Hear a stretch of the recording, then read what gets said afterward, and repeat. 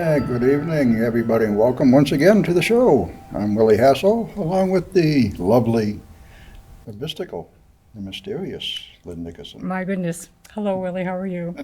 I'm doing good. Good to see you. Happy day. Happy day, yeah. Happy St. Patrick's Day, actually. Yes, well, yeah. It won't be by the time you see this, but it is today.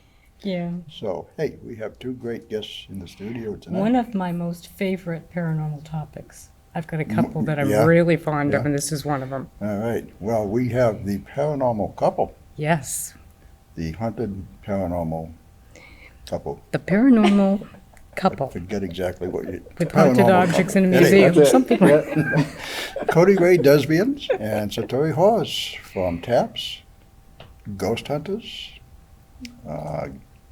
Ghost Nation. Ghost Nation. That's the one I was trying to think of. So, hey, welcome to the show. Thank you. Welcome. It's Thank you great to for have you having both Thank you. here. Thank you for coming up. Our It's pleasure. been a while. Good to see you guys again. Yeah, it has been a while. Yeah, Cody was on our Spirit Radio He show was on the Spirit Radio show. a couple of years ago. And, That he was came up to, fascinating. came up to Kittery, Yep.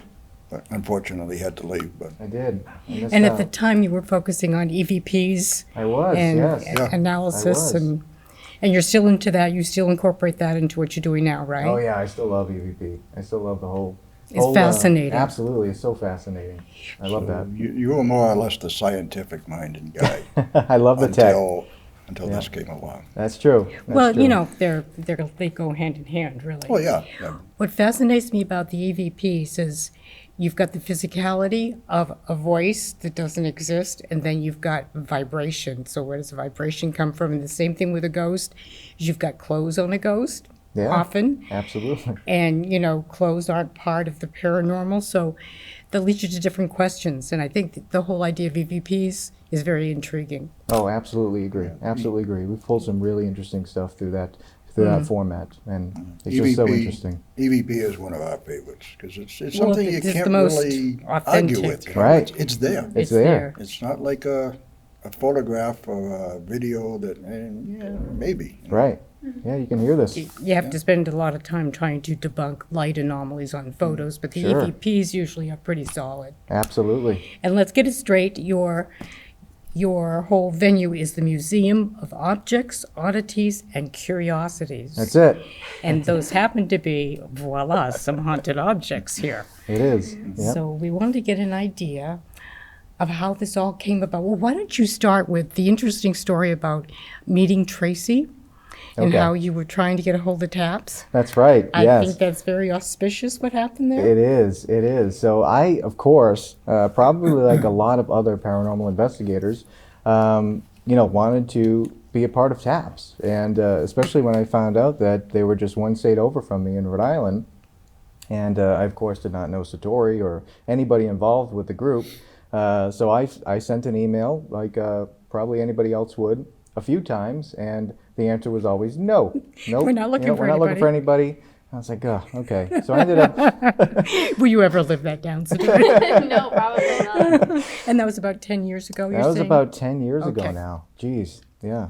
So I ended up joining another team in Rhode Island, and unbeknownst to me, the first private case that we went on, I get paired up with a woman that I had never met.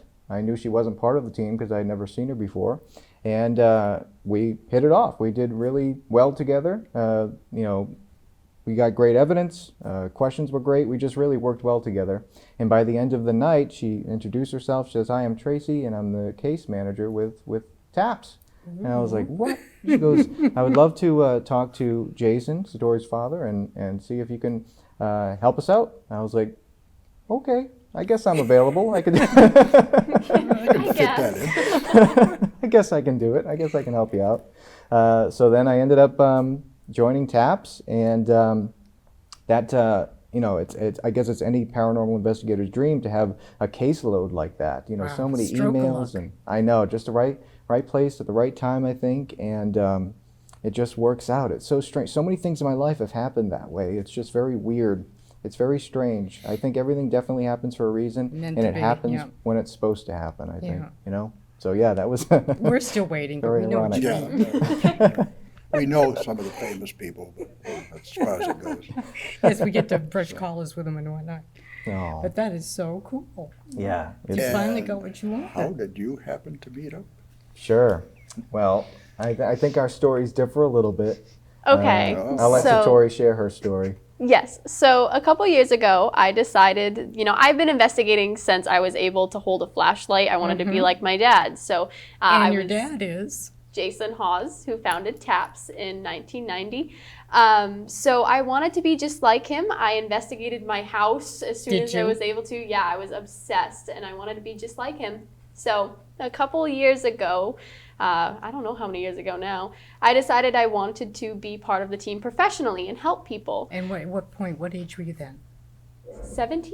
18? Okay. Yeah. So you weren't a little kid. No, No. I wasn't. I had to be old enough where my dad, knew that I was going to be professional about it and safe about it. So I decided to go on my first case event, and the case manager, Tracy, at the time, was very excited for me to join the team. I've got somebody I want you to meet. And she goes, okay, it's in Connecticut. So I get a message not too late after, soon after, I get a message from Cody, and it says, hi, I hear you're joining the team. I'm heading that way anyway. I'll pick you up on the way and take you. No, he wasn't. He drove an hour off route to come pick me up. That's the part I don't agree You with. do. And You we just don't became, want to admit it. Exactly. we became friends instantly, and a couple years later, we decided that we wanted to be in a relationship together. I liked him, so I kept him. Good Yeah. deal. Yeah. Now, you mentioned something on your site about you get intelligent communication when the two of you are hooked up. So number one, how does that manifest itself? And number two, what's your methodology? I heard something about wrist touching and whatnot. Yeah, so that's interesting. So you guys know me. I've always been a very technical-based investigator. Meat and potatoes investigator. Yeah, and I say this now. Unfortunately, I didn't pay that much attention to the metaphysical side of the paranormal. Most And- men don't. Yeah, so I kind of regret that now a bit.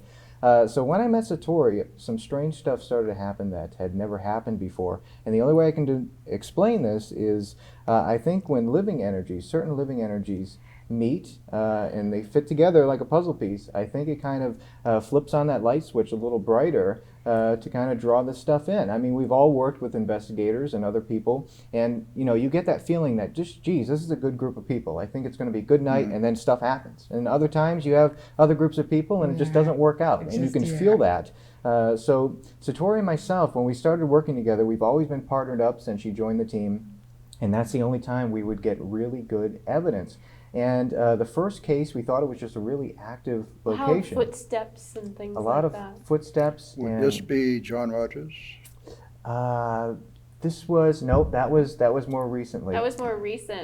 This so- was just footsteps in this little antique store, but we didn't know anything about it. I actually accidentally brushed up against your shoulder that night when that happened, I believe, because that's what the other people on the team were saying. Right. And you got a shock? Is that what happened? Pretty much. Well, yeah, pretty much. We just thought the location was very active, and then we realized a couple times later that it was happening in other locations, and so we were realizing. It was his electrifying personality. Oh yes, that was 100% what it Thanks, was. Willie.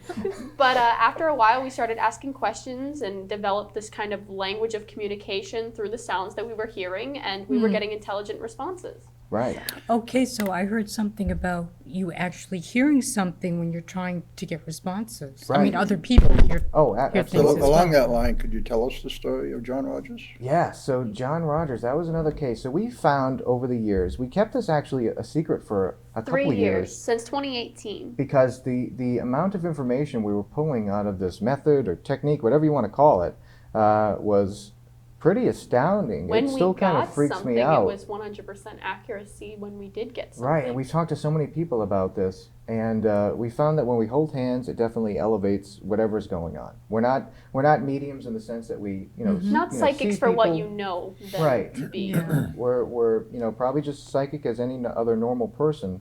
But what happens is the John Rogers story, that was an interesting case. We were at a private location, it wasn't a home, and at this building, we held hands and did the way we communicate, and a gentleman comes walking through. We ask him his name, and Satori usually goes through the alphabet and asks whoever's there, if we get somebody there, to knock on a letter, and then we'll spell out words and things like that. Okay. And he spelt out His John name. Rogers, his name. Yeah. And, His full name? Yep. His full He also name. told us the exact day he died to confirm, and people went after this case. They looked through and found out that this was a real person that was with this location. Right, and a few people from the location that are alive and kind of maintain it were standing outside, and they were just kind of watching over the building. They wanted to stay out of the team's way, and as we're communicating with this John Rogers gentleman, he starts saying, I forget who the gentleman's name was. I think it was Mike or something, and he goes, I know Mike who's outside, and I used to mentor him.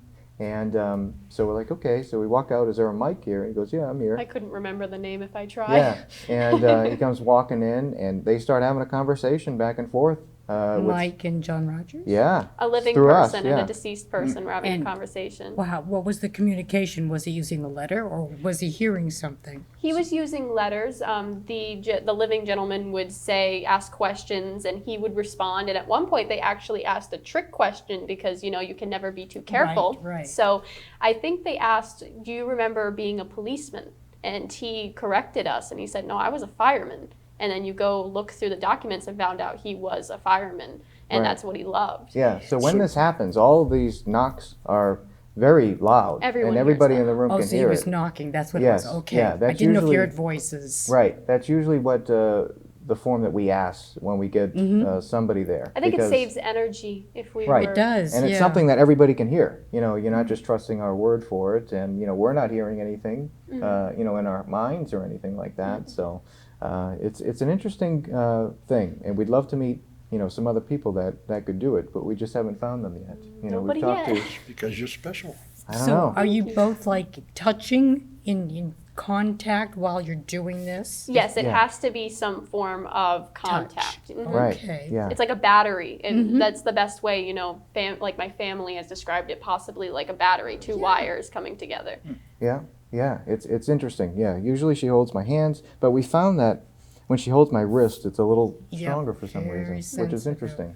Yeah. I don't know. I saw that video last night on one of the shows. you did. Yeah. It That's was fascinating. amazing. It is. Thank It still amazes me. It blows me away. It blows me away. We had the answers we'd give them, but we don't.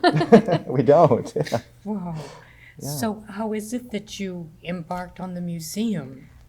Interesting story. So I've kind of always had an interest in objects. The first object that I ever received was something from my family, my grandfather Oh, on yes, my mom's that's an side. interesting story. Yep. So it was a painting of Christ, huge painting, and it belonged to my great grandfather, originally in Italy. And it hung in every one of my grandfather's bedrooms, and they would pray to it every single night. Roman Catholics. And the story goes, I was always told the story by my grandparents as I was growing up, that when my great-grandfather was, on his deathbed, he was extremely scared to pass away. And he was praying to this painting one night, and the painting supposedly started talking to him and telling him that everything was going to be okay. He was going to have a peaceful transition.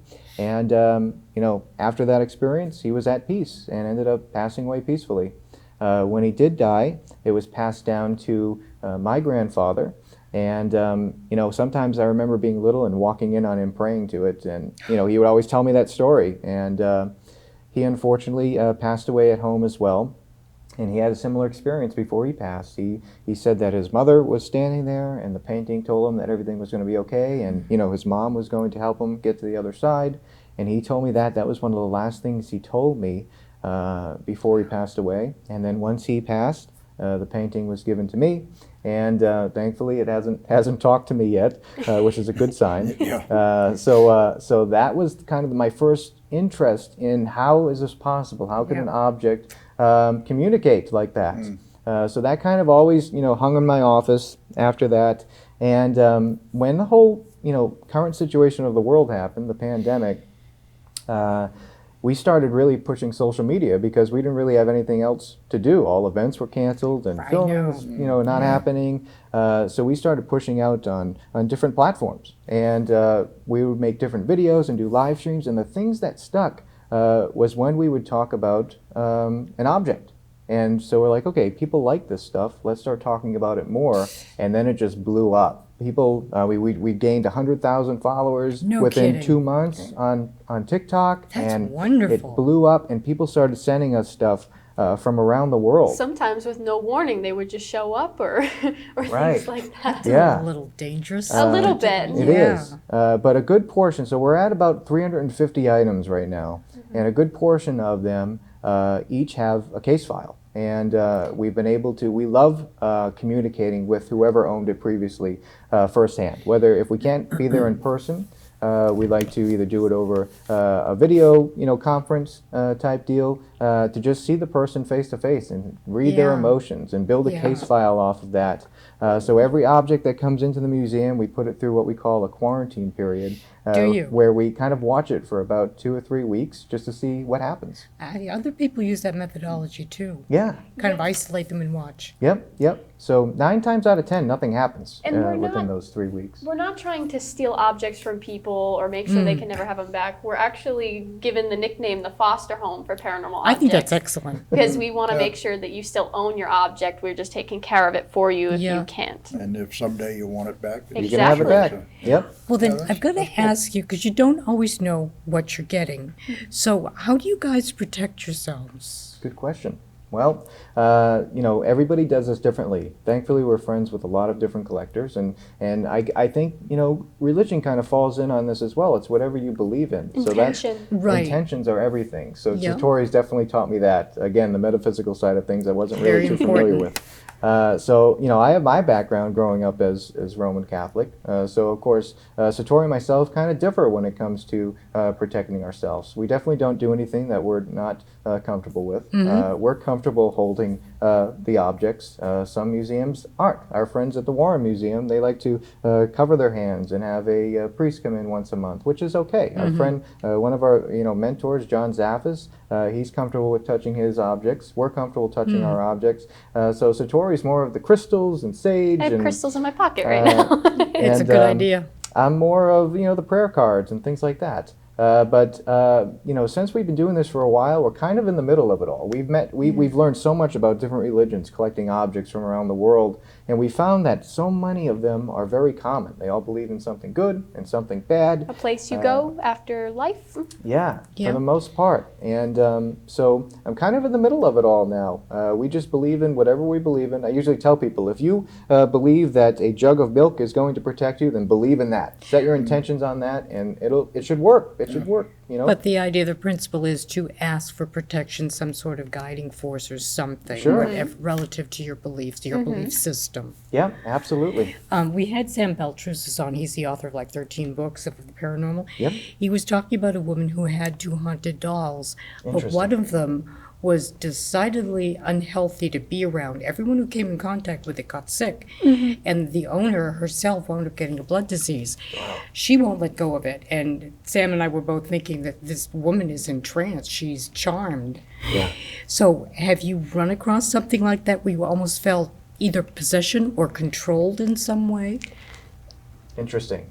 We have come across a lot of cases where people do feel like they're attached to it. We've had plenty of cases where people have felt like this magnetic pull that they describe to be drawn into to purchase something. Or they don't realize that they are being affected by something because they're obsessed with it. Right, and sometimes they don't want to get rid of their object, Yeah. and that's not our goal, is to take the object. Yeah. So we give them some advice and some techniques to use to coexist with it in a healthy way, because some people, they do get really involved, and they are really attached.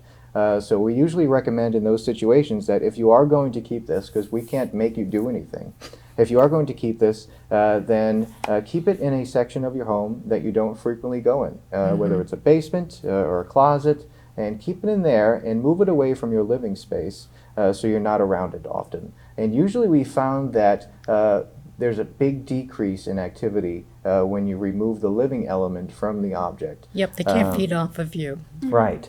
So if that don't work, there's only so far we can take it. Like I said, we can't force anybody to do anything. All we can do is recommend. And unfortunately, some of those cases, they end up turning out really, bad. They end up Really? heading in a bad direction before it turns around. And we never get in over our heads, so if it ever comes to that point, we usually call some of our friends that deal in the more negative side of things and stuff like that. You mentioned something about not wanting to get rid of something that might be haunted. Yeah. Why is that? So our belief in this is that a lot of our objects, 99% of the objects we think have some sort of haunting or attachment or things like that, they're not really evil. We like to think that maybe it's just people that love them very much, because we've never had any real negative interactions with them. It's You always been haven't? respectful. Yeah, it's always been very good. respectful to us, especially if we lay down our ground rules when they come into our home. But we always encourage others to never try to destroy or throw away these objects right away, because we fear that if we're not involved at that point and you do something like that, that may just make the person, if it's a person, very A target? upset that you kind of broke their item, very upset Oh. that you did that, and that may make their energy more negative. That may make them kind of lash out at you more. So we feel that it's safer out of respect to possibly just remove it. Right, and we have come into situations with some objects where, think of it this way, if there was something that you loved a lot when you were alive, and when you passed away, your possessions end up in secondhand stores and thrift stores and things like that, and then somebody purchases the thing that you loved a lot, and they bring it home, and maybe you don't like that person that much. Maybe they're not that good of a person. So you Sure. start acting up inside of their house because you don't like them. And as soon as the object is removed and moved to a new environment, They're different. they're different. Yeah. So we find that respect definitely goes a long way when it comes to our objects. And like Satori said, we believe at least over 90% of them are just people that they're not with the objects all the time. They just kind of check in on them once in a while and see how they're doing, and then go off to wherever they're at. And you said, I believe, that you consider the objects kind of like your family. Yeah. So, Absolutely. Yeah, we Yeah. definitely, when we go into the museum, so the home-based museum consists of basement and then an off building. And, we definitely, keep it away from our living environment for sure. But we're there often. And whenever we go there, we definitely say hello. Satori's always saying good morning and good night. Well, that's good. Yeah. Ask them how they are, and we always tell them when they first come in, you can go anywhere you want outside, wherever you go, just do not come into our part of our living space, because that's our space. You have Yeah. yours, we have ours, and it's always worked. We've never had anything negative happen in our living space, and we treat them kind of like family. I'll come in, see how are you, I hope you're doing well, and we get positive activity after we just kind of communicate with them as if they are still alive with us. It kind of reminds me of Sel when he had the Shanley Hotel. He would treat all the spirits at the hotel as he called them the good old boys and girls. And he would always go in. He said, hi to all the spirits. Yeah. It sounds Well, they're kind of people. like yeah, exactly. Very, very respectful. Yep. But what about the case where something is acting like a portal? I was speaking to Satori about a religious iconic picture that I had. Sure. It was like a piece of either satin or silk that had the picture of like a Botticelli painting. Okay. So it was like a medieval painting of the Madonna and Child. Yeah. And it had a concave glass over it and a little gilded frame, and I thought it was beautiful. Right. And I picked it up at like what was tantamount to like a thrift shop when you didn't have to pay for it. Yeah. So it was at the dump, and someone had thrown it out to get recycled. Somebody else could love it, So I couldn't figure out why someone had thrown out something so beautiful. Interesting. I took it home. Things started happening, but I never made the connection. I went from Maine to Arizona, so 10 years had passed, and all the time it seems like wherever I live, there's something happening anyway. Wow.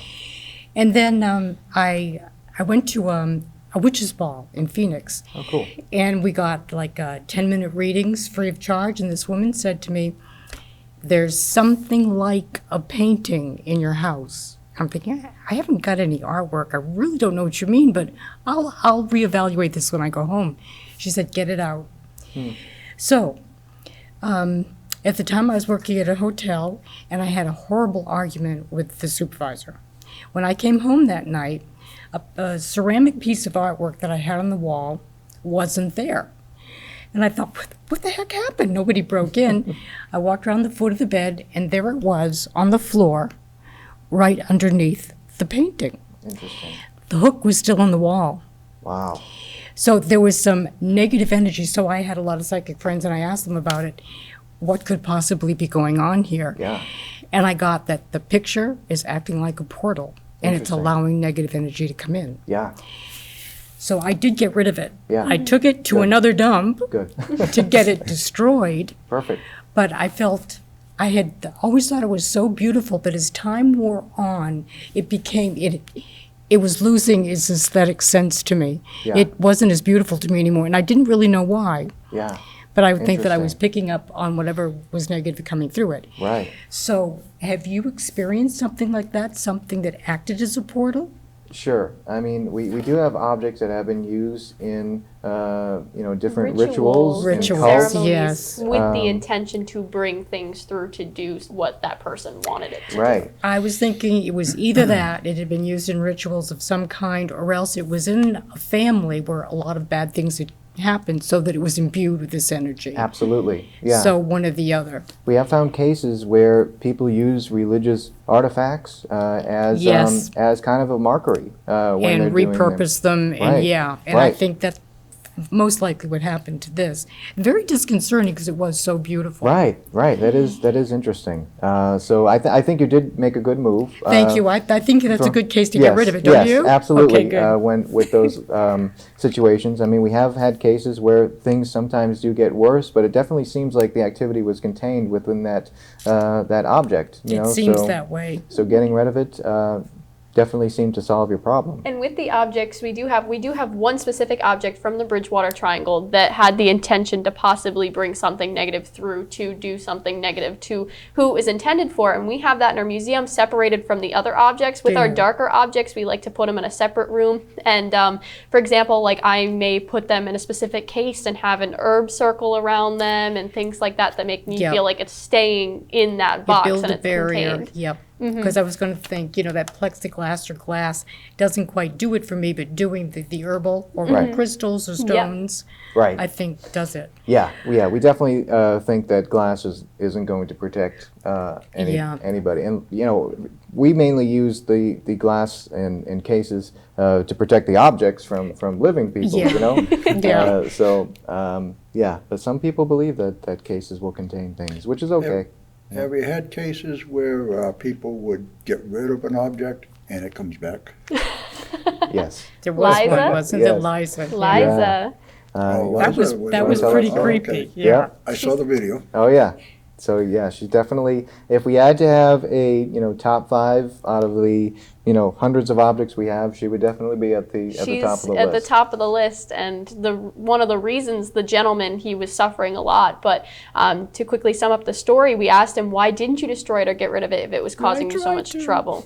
And he said, I tried. She keeps coming back. He had Yeah. thrown her in the dumpster, and the garbage man took her out and brought it back to him. So Yeah, that was a tough case, and cases like those where the story seems like, okay, there could be a normal explanation. There could be, unfortunately, something medically wrong with this individual, psychologically. So thankfully, we have some friends that are professionals when it comes to that line of work, and we can have them do a cursory analysis on individuals like this. And this gentleman checked out to be okay. He checked out to be fine. She said that he was just going through a rough time in his life, and it seemed to be revolving around this doll. So, and that was one of those cases as well where he wouldn't tell us where he got this object Yeah, from. interesting. Very So, forthcoming. was he dabbling in something that he wasn't supposed to be, or he didn't have too much knowledge in? We're not really sure, but that seemed to make everything better when the doll went away, which is good,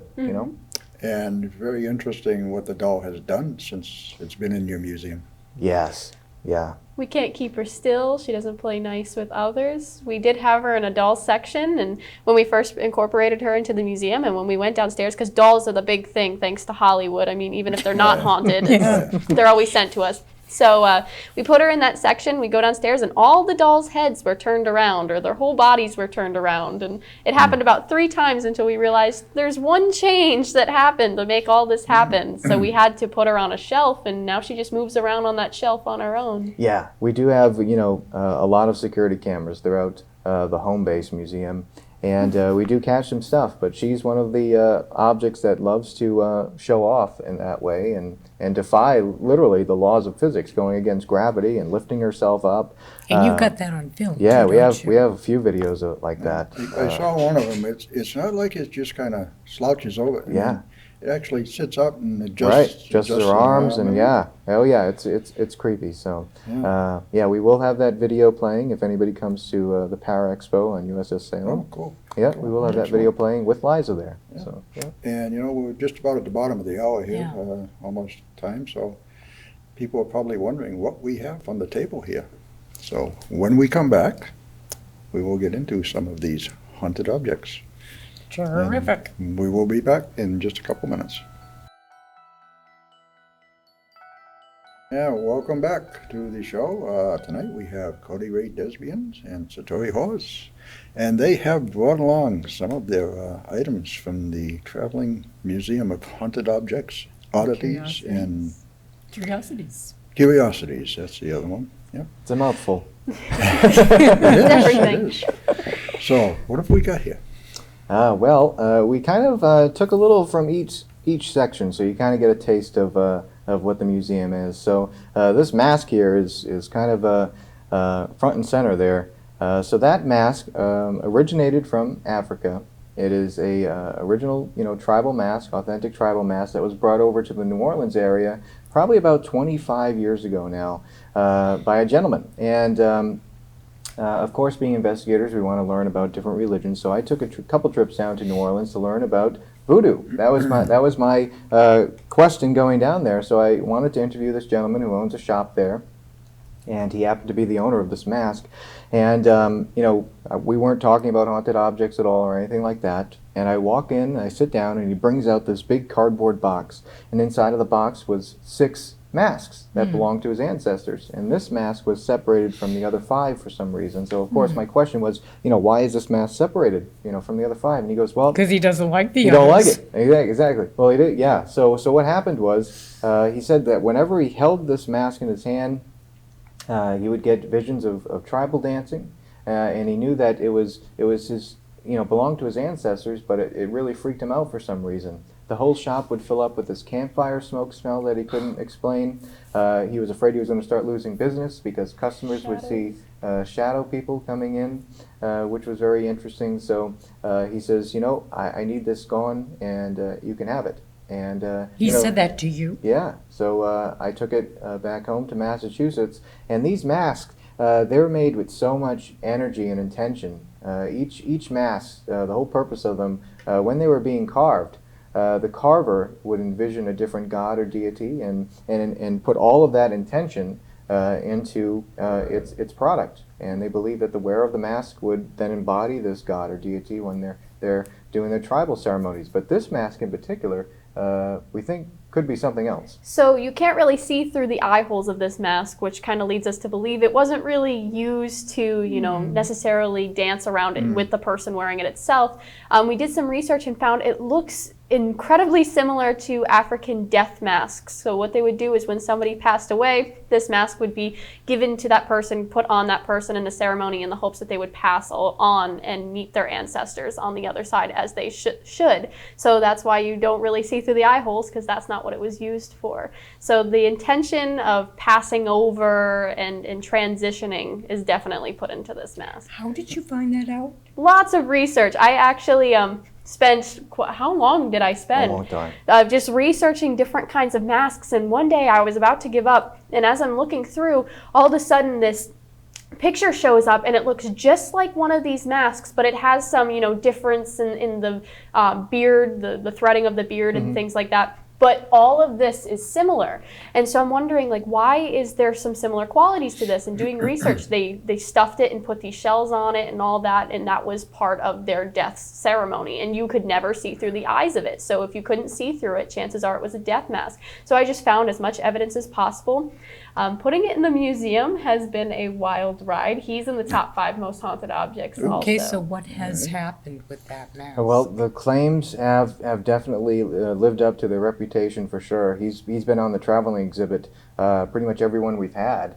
And there's been a few times where there's been some scares because people thought that something was on fire, and the whole smoke smell. People evacuating our show tents and at cons and things like that. Yeah. Oh yeah, and having the owners of buildings come over to check, make sure everything is okay, and so that is one thing. Also had some voices, audible voices heard from the mask. Yes, we did get a disembodied voice. So like we said, I like to say good night and thank you and I hope you have a good day to our objects when we leave the museum. And as I said, good night. We walked out of the museum, and from this mask, directly in the section, you hear a loud echoing voice, but with an accent. And he says, good night. Like he didn't understand what I was saying, but Did he heard it sound me. African, like an African dialect? You could tell he wasn't native to English speaking. So, but he just repeated what I said because he probably heard me say it so many times and just wanted to be respectful back. But it made us so happy because we both heard it. We just looked at each other right away. Both heard it? We both heard it. Oh yeah. It's amazing. Yep. Strange EMF readings that we can't explain off of it. It's up to wood. 5 milligauss, which is really interesting.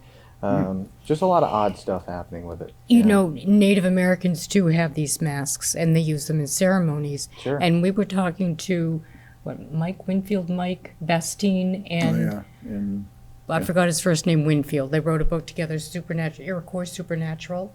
They were talking about masks very similar to this. Those who create them believe them to be alive, and they have masters that take care of them, and they have to be qualified to be taking care of them. Sometimes the hair will grow on the mask. Interesting. It's And they all- don't like to be stared at either. This is the Native American I keep ones, so looking this- at it. this might be a different situation, but there's just so many aspects to the paranormal that we don't understand. Yeah, absolutely. I absolutely agree. The, What else do you see here? the death mask, would they traditionally be buried with the person? No, I believe it was just for the The ceremonies, ceremony. from what I yeah, understood. okay, yeah. I didn't, I would be lying if I said I know everything about these ceremonies, but I know that they definitely used them in the ceremonies, and I believe they would take them off and prepare them for, either it was in one specific family line or it would be used for specific people for different Yep. roles. Oh, Yeah. okay. That's Yeah. fascinating. Yep. So he's definitely interesting for sure. What else? Okay, what about the fire truck? Fire truck. yeah. That's you. That's another interesting story. So that originated from Pennsylvania, and this was a case we had to work when the whole world was closed down. So we did this one through a video call.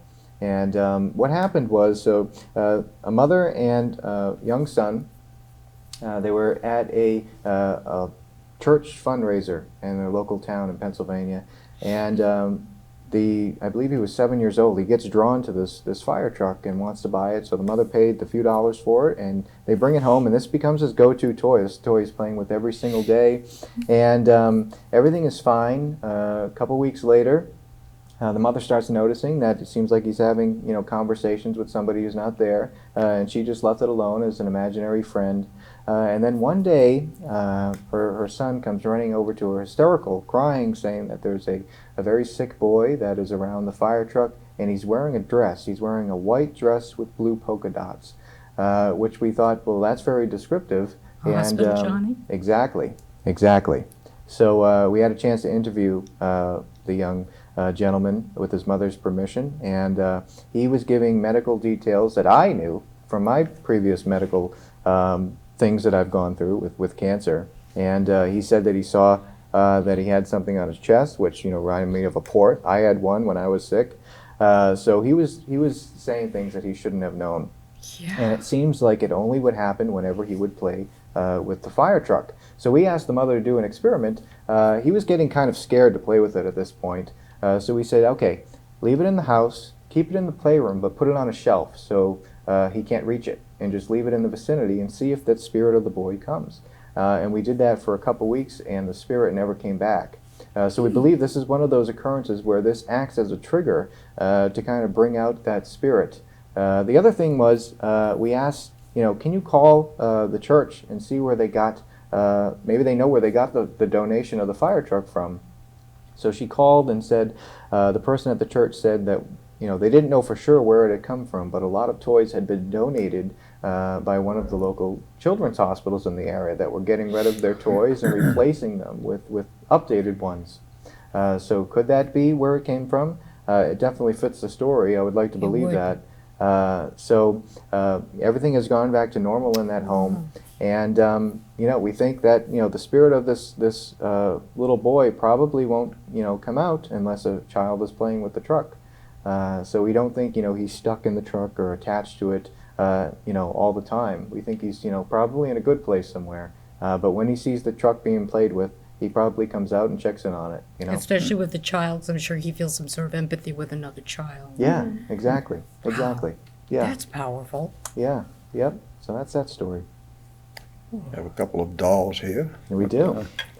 We do. Going to talk about Angel. Go ahead. So Is this Angel Fire? This is Angel of Fire. Yep. So we had gotten Angel of Fire. That's kind of what we gave her the name of, but she was nicknamed Death Angel by the family we had gotten her from. Oh, goodness. This came from Massachusetts. A woman was at a secondhand store and she felt compelled to buy this tree topper angel. This was 2019. Christmas of 2019. Yep. She decided that it was going to go great with their Christmas tree. They buy real Christmas trees in their house for her and her husband and 2 young kids. So she brought it home, put it on the Christmas tree, went to bed that night. Everything seemed perfect. They awoke in the middle of the night to the smell of smoke, but none of the smoke detectors were going off. They went downstairs to notice that the Christmas tree was not just on fire, it actually put itself out. So it must have caught fire and it was just the stick from what they described it to us to be, which is a wild claim since she's perfectly fine and she's made of cardboard and porcelain. So she said, maybe it's a good luck angel. We woke up in time to find this. It put itself out. Maybe she's protecting the family. So it's not yet Christmas of 2019. They go out. The husband's an electrician. He checked the outlets and everything like that. He thought maybe electrical of some sort. Nothing that they could find, but they replaced it anyway. But is it electric? Does she have a little light in it? Nope. Nothing. She's Okay. perfectly, so they got a new Christmas tree because it wasn't yet Christmas and they wanted to give their kids a good Christmas. Brought the Christmas tree home, put her back on the tree. I think they were traumatized at that point to the point where they had bought fire extinguishers, they told us, because they were so traumatized that happened that they could have probably not caught it in time. So they went to bed that night, again, woke to the smell of smoke, ran downstairs to notice that the tree was actively on fire this time. They were able to put it out. They were terrified by then. They kind of got rid of Christmas of 2019 that year. They decided to skip it. Christmas of 2020 rolls around, and 2020 wasn't a good year for anybody. But this family decided that they were going to put this tree topper back on a new tree. She felt that for some reason she had to. The husband tried stopping her, but she felt that she had to. And we asked her, and she said, I have no clue what compelled me to put this on top of the tree, but I had to. Tree. Yep. Third tree. This was the year after, too. So they put the angel back on the tree. Guess what happened? The smell of smoke again. They run downstairs to, this time the tree had engulfed in flames so badly it was catching the curtains. It was catching the entire side of the house. They were able to get the children out. The fire department had to come and everything like that. I believe they moved right after that because that was not the house that we went to. So they decided that this angel was actually bad luck and it was trying to take their lives, is what they said. Now, this was a little out there for us. We were a little skeptical of the story because, what she's made out of, but we believed them, we showed them we cared, and we took this angel off their hands anyway. So in the museum, nothing had happened. She showed up with a little dirt on her. So we cleaned her off, put her in a case. We did an interview, and I said something along the lines of, she may never prove her claim. What if she's doesn't actually have a spirit attached to her? And I don't know if she took that as a, you want to see me do something? Yeah, challenge. But we go down to the museum after that. We're going to do a live stream, and Cody picks her up out of the case. And I said, don't move, because she was covered in this soot substance. It's actually on her right now if you look at her. Soot. Yeah. Yep. So with that, there's soot in her case. We decided to bleach test it. Somebody recommended it, where if it stays black, that means it's soot or soot type substance instead of mold or dirt. and it stayed black, so that means it was some sort of substance similar to that. That's not as bad as she was. More recently, around this Christmas, we had to put a camera on her with motion detection and all of that, and a fire extinguisher with us because she was covering herself more and more as we approached this most recent Christmas that just passed. Thankfully, nothing happened, but she is definitely covered right now. So she's in the top 5 also. Well, We do have a handprint on our wall too, a very strange Yeah, it looks handprint. like the same. It looks like a child It finger does. painting on the Yeah. wall. We have photos of it in our case file. Gee, I wonder why someone would get rid of such a pretty little doll. Oh, You know, makes you wonder. yeah, just a little fire now and then. What's the big deal? It's okay. That is amazing. I wonder what that connection is, though. Yeah, I don't know. I Maybe have no idea. originally there was a fire, and what if she got burned? Maybe somebody died. I don't know. We found the company that made her. It was Gifts of Gorham. in 1970s. 70s and 80s is when these were made. So who knows what happened between the 70s and 2019 to this item? You know, was she in another fire before that, and they cleaned her off, and she ended up in a thrift store or something? Somebody that doesn't like Christmas very much from a past traumatic situation, we have no clue. Yeah, I have no idea. Because her clothing is all flammable, right? Right? Isn't She it? should have. There's no her way hair that should she have should have melted. survived. I have no idea. So she'd just get sooty, but she wouldn't burn. No, we thanked her for that because it shows that she's kind of respectful for not burning down our museum, but she's proving her claim. So we said, as long as you keep it to yourself, you don't cause I'm any smelling trouble. it. Are you smelling it? Are you smelling? Oh, I'm geez. smelling Well, it. you're closest to her. So as long as she's respectful, that's when we tell her you can prove your claim just safely, and that's exactly what she's done. So we can't be mad at her Oh, for that. That's amazing. It is. It's quite a story. It's quite a story. Are you planning?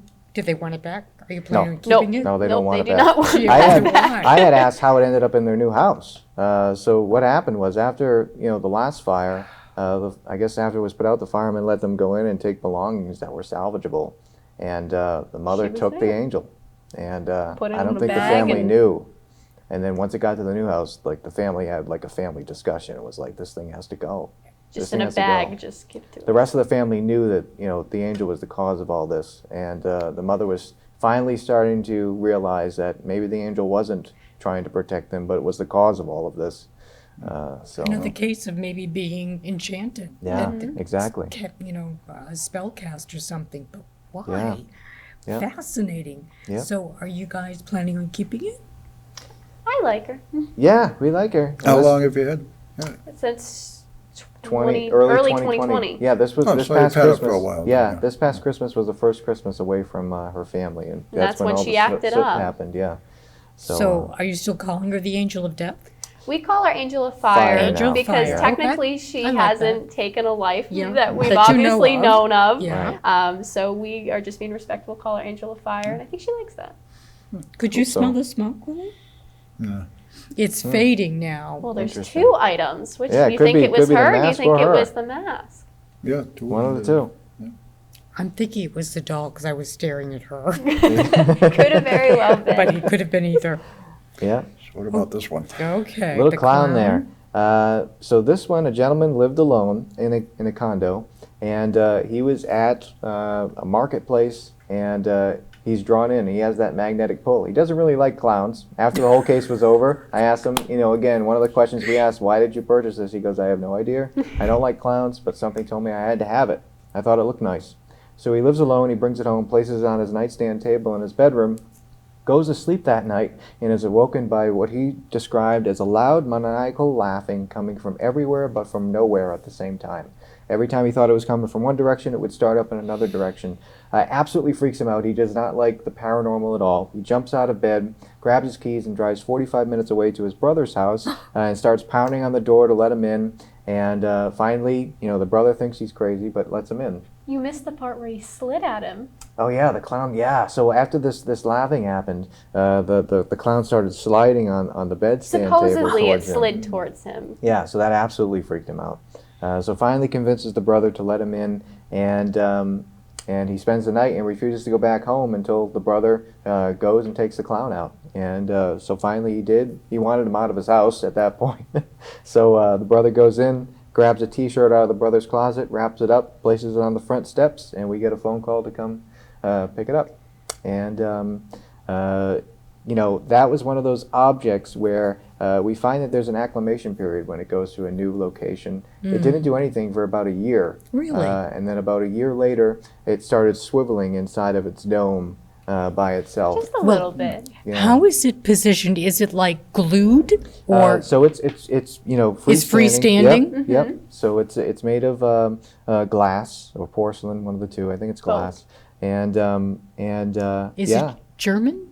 German origin? So it has. We couldn't find any markings on it at all, which was odd. It was probably made by the thousands at one time in some factory, but something happened to this one along its lifetime, where it has something I think with it's it. a jokester. I think he wanted to play a joke on his new owner. Yeah, And there's that's what nothing. happened. We haven't heard the laughing yet. That's for sure. No, we haven't. No, nope. Oh Interesting. my. Yeah. So did you quarantine this one as well? We did. Yeah. Mhm. Yep. And Nothing happened. Nope. Nothing happened during quarantine period. Yeah. My goodness. Yeah, it's an odd one. And then this toe tag here come from Woonsocket, Rhode Island. And the story with this one, a woman was mowing her front lawn one summer day and notices something glistening in the sun. So she goes and picks it up, thinks it's a coin. Maybe she struck rich, and it's a nice old coin. So she brings it inside. And as soon as she walks through the threshold, she starts noticing something strange. She sees a shadow person walk past the hallway, No kidding. and doesn't put two and two together that it could be attached to this. Her house, has never been haunted. So later that night, she starts examining it a little closer with a magnifying glass and notices that there's a number on it and the name of a cemetery that she recognizes, local cemetery. She's like, wow, that's strange. I have no idea what that is. So she calls up the cemetery, and the gentleman who maintains the cemetery answers the phone, and she tells a story, and he's just as surprised as she is. He goes, well, ma'am, that is a toe tag, and it's supposed to be on a body that's buried in my cemetery, and I have no idea how it ended up in your front yard. And she goes, oh my God, so I don't want it. I'm going to bring it back. You can have it back. And he's like, no, I don't want it back. It's already out of the ground. I'm not opening up that can of worms. So the next person she called was us because of paranormal activity. It started getting worse. She's getting poked on the shoulder, and Really? things were starting to really freak her out. So she donated the toe tag to the museum. And we have seen some shadow people, but A tall, skinny shadow at one point. A what? A tall, skinny shadow we've Male seen. or female? Could you get an I couldn't impression? tell you. It was just a tall, slender shadow, and it super, super tall. Right. A couple people have also claimed to see it, and they said it's well over average human height. In the museum, I mean? in the museum and on one of our traveling events, somebody saw a shadow with it. So if you ever visit one of our traveling events, in every section that we have a space where you can write down if you're feeling something or you experience something. And over time, we hope to see a pattern around some of the objects, and we definitely have. Definitely with the mass, people have a lot of notes saying they feel the smoke and stuff. So What's interesting is that casket handle next to it came from a house down the street from that original house a couple years later. Just recently, we had gotten was given this object by somebody that we had met, and they said that they found it in their front yard after doing some renovations, and they felt they were having some activity with it along with a casket nail that we did not bring tonight. But they found that in their front yard. We looked at a map and found that they were both directly across or near these local cemeteries. So the question was for us, how does this stuff end up in somebody's front yard? And the first thought was, well, maybe somebody was cremated and the ashes were spread in the home before she purchased the house. But we confirmed with the cemetery that this was supposed to be on a body that wasn't cremated, so that was odd. So then we start looking at history of this area and find that in the 1950s, there's this really odd weather event that happens where two hurricanes happen back to back, dropping about 30 inches of rain in this whole area. And unfortunately, that rose all the nearby rivers and lakes, dislodging a good portion of the caskets. They were going down Main Street, ending up in people's front yards, some getting washed out to the ocean, never to be returned again. People are waking up to go to work in the morning to a mess in their front yard. And unfortunately, they couldn't locate everybody, and the people that they did locate, it was very hard to determine who they were. So if you visit some of these cemeteries, you're most likely looking at a stone with nothing under it, unfortunately. So that would definitely be cause for unrest, and somebody to be maybe visiting with these items for sure. Wherever did you get the little container? So the So this container didn't come with a clown then? No, it didn't. Oh, Yeah, okay. those are just for museum purposes for sure. Oh, they're great. Yeah. Because we don't want people going, oh, a coin, and just Yeah, taking it. yeah. So, No, that's a great idea, and they're perfect. Yeah, They they look so do work nice. good. Yep. So like Satori said, they're mainly to protect the we objects. tell that to people that that's not for them to keep them away from you. It's to keep you away from them. Right. Yeah. Some of the things we have in the museum are extremely old, date back to the Egyptian time frame. Some of the items. Really? So we need to have special cases. Some of them are climate controlled and things like that to protect the objects, not from Yeah. any spirit from coming out or anything like Yeah, that. obviously stuff that you don't want anything to happen to. Right. You Exactly. have to protect it. Right, and plus we're taking care of this stuff for people, Yeah. that may want them back at some point in time. So we need to take good care of them, Or not, or not. Not one person is called to get their item back yet. really. No. So what about the nail? You said, what happened with the nail? There is a casket nail. We did not bring it in today, but it is a very, very long nail. Would you say? Hand-forged nail, Yeah, yeah. hand-forged, very, very long metal nail. Right, and that was found. So the woman who found the casket handle, her husband actually found it. They were doing an addition in their garage to build a bigger space, and found that while digging it up, and then found a bunch of these nails that they had somebody look at. Who said that they were casket nails, which fits the bill Well, yeah. for that area. And so we think all of this stuff might not. It might either just have energy from that event, kind of lingering around like a residual type energy, or it could have the person that the casket belonged to. Wondering where the rest of it is. Yeah. Yeah. So who knows? There's probably a lot of items like this scattered throughout that whole area that just haven't been found yet, and probably will be found. So we got these two calls almost 2 or 3 years apart from each other, and we were flabbergasted that they were pretty much neighbors from each other and Yeah. had similar stories. But what was the activity around the nail in particular? So the nail and casket handle came together, so it was hard to determine which one was was kind of giving off causing- the activity. But as far as the casket handle, it was very similar activity when she brought it into her home. Shadow Shadow people and people. things Strange like that. energy around these Yeah. items. Just feeling weird. Yeah. We get a lot of that claim. Just feeling Yeah. off and strange, and the energy just kind of radiates from the item. So I think it also depends on what type of person you are, how sensitive you are to feeling this type of energy as well. So interesting stories for sure. Absolutely.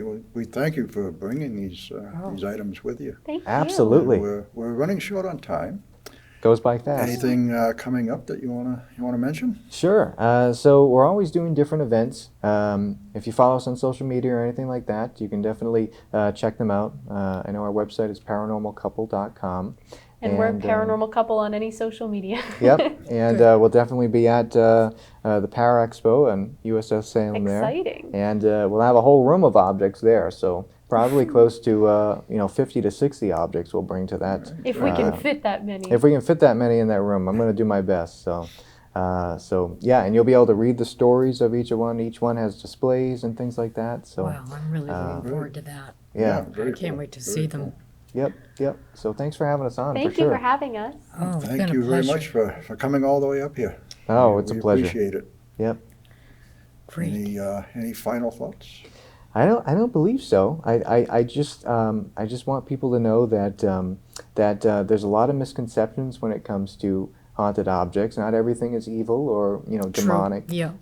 Most likely, and that activity is extremely rare. Most of the time, it's just a person, just like you or I, who is just checking in on something that they love, and they mean no harm, and they just want some respect and somebody to talk to. I think. Yeah, I think that's a wonderful approach, is having respect, thinking that those are humans attached to these things because they're emotionally attached to them. I Yep. think that's an excellent approach. And Ghost Hunters is starting to air on Travel Channel March 16th. Whoa, So, really? yeah, All so right. Not just on Discovery Plus. So And definitely when are you check that going out. to show up on that again? You may see us here and there. I don't know if we're obligated to say contractually. but soon, maybe? But yeah, you might Maybe. see us Episode on or there two. here and Who there. Yep. Great. There was a season that's been running on Discovery Yeah, Plus. we've been featured And on that's that gonna season. be Yep. You were appearing on the on second Travel Channel. episode. Yep. Is this another season coming on Travel Channel, or is it that one? So It's that season. Yeah, so they're going to What's start that? airing some of those episodes. Those episodes were just on Discovery Plus for a while, and then Okay. they, decided to start airing them on regular cable. So, so there's some good episodes. I'm glad the show's back for Oh, sure. that's Yeah, super. that's Yeah. cool. That's Yep. cool. Well, we'll look forward to seeing you two at the expo in May this year, Thank 20 to you. And 22. I think we have about 2 minutes, so I have to ask, what was it like growing up? That was There you one go. of my questions. You know, so a lot of please. people would think it's strange, but I thought it was completely normal. I mean, I did get some strange looks at, when kids were talking about their parents' careers. My dad's That's a what I was lawyer, my wondering, dad's a yeah. firefighter, my dad's a ghost hunter. I thought it was normal, but people looked at me like I had 7 heads. But I always did get the community talking. About, I had an experience once. So I guess it was looked at in a nice way as I got older. When I was younger, children didn't really understand it as Yeah. much. But Right, yeah. it's been a wild ride. Was there anything that was happening at home when you were younger, when your dad started this up?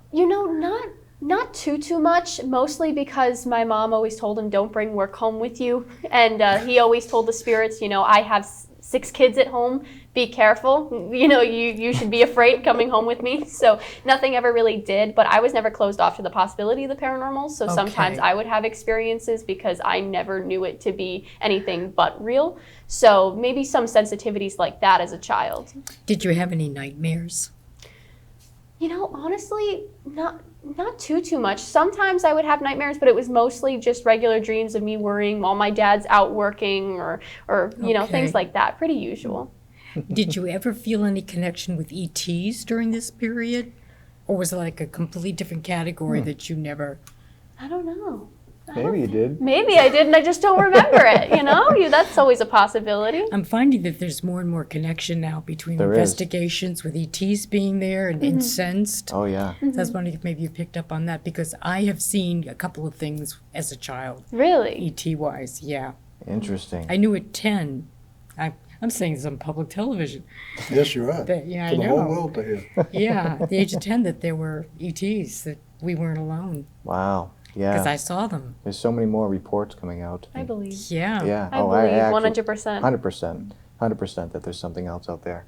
And we're sure. getting We'd be Well, that ignorant to has think to we be. were the Oh, yeah. only ones. For sure. pictures at one of these places that we do investigate and in the windows, and I've seen some ET faces Wow. in the That is windows. so interesting. That is So yeah, there's an interesting connection that I never would have thought, well, plausible, possible, but not plausible. But now I'm understanding there's just so much we don't know. We compartmentalize and departmentalize everything Yeah. so that we can understand it. But it's a whole lot of interfacing that Oh, yeah. we're just of dimensions that we're Right. just not. Sometimes we access them, but we don't understand it. Yeah. Oh, I hear you. That doesn't mean it doesn't exist. Exactly. right. Exactly.